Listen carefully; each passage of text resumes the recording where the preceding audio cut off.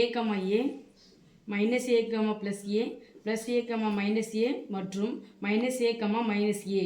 இங்கு a not equal to 0 ஆகியவற்றை முனைப்புள்ளிகளாக கொண்ட நாற்கரத்தின் பரப்பு 64 சதுர அலகுகள் எனில் அந்த நாற்கரத்தின் பெயர் என்ன? நாற்கரத்தின் பரப்பளவு கொடுத்துட்டாங்க. எனில் ஒரு வாக்கு கொடுக்குறாங்கன்னா சொல்லுங்க.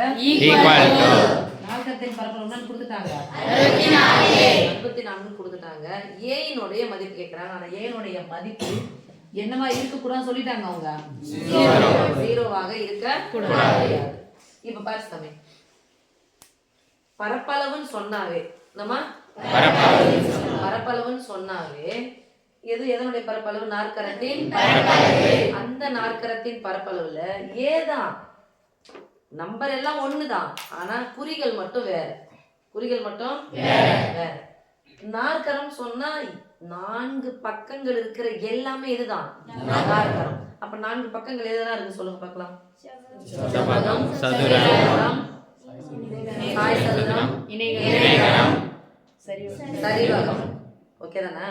இது எல்லாமே நாற்கரம் தான். அப்போ எந்த நம்பரு ஒரே மாதிரி வந்துச்சுன்னா அதுல செவ்வகமா இருக்கலாம், சதுரமா இருக்கலாம், சாய் சதுரமா இருக்கலாம், இணைகரமா இருக்கலாம், சரிவகமா இருக்கலாம். இந்த 5 வடிவங்கள்ல ஏதோ ஒரு வடிவம். ஆனா நம்பர் எப்படி வருது? சேமா வருது. நம்பர் எப்படி வருது? சேமா. அப்ப எந்த நம்பர் 2 நம்பர் சேமா பெருக்குன்னா உங்களுக்கு 64 வரும். அப்ப அந்த நாற்கரத்தினுடைய அந்த பேர் என்ன? அந்த நாற்கரத்தின் பேர் என்ன? 8 64 சதுரம். சதுரம் 2 பக்கம் சமமா அந்த பேர் என்னது? புரியுதா? நாற்கரம், அந்த நாற்கரத்தினுடைய பேர் என்னது? சதுரம். ஏன்னா நம்பர் 1 குறிகள் மட்டும்தான் வேற. -8 ஸ்கொயரும் +64 தான். +8 ஸ்கொயரும் புரியுதா? அப்ப அந்த நாற்கரத்தினுடைய பேரு நாற்கரம். எந்த நாற்கரம்? அது பேரு நாற்கரம் சதுரம். நாற்கரம் சதுரம். அப்போ ஏவினுடைய மதிப்பு சதுரத்தின் பரப்பளவு என்னது? a ஸ்கொயர் தானே? அடுத்தடுத்த பக்கங்கள் என்ன பண்ணிக்கணும்?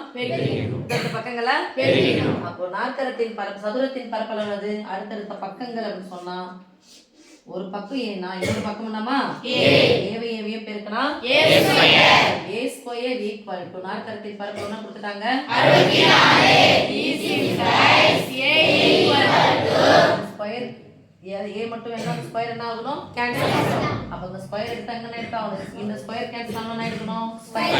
லெஃப்ட் சைடு ஸ்கொயர் ரூட் பண்ணா 64 ஸ்கொயர் ரூட் பண்ணா என்ன கிடைக்கும் நமக்கு? 8. நான் 8 +++8. இப்போதான் +8 +8 -8 +8 +8 -8 அண்டர்ஸ்டாண்ட்மா? Yes miss. அப்ப a உடைய மதிப்பு கிடைச்சிச்சு. அதனுடைய பேரும் நமக்கு நாற்கரத்தினுடைய பேரும் தெரிஞ்சிச்சு. ஓகே.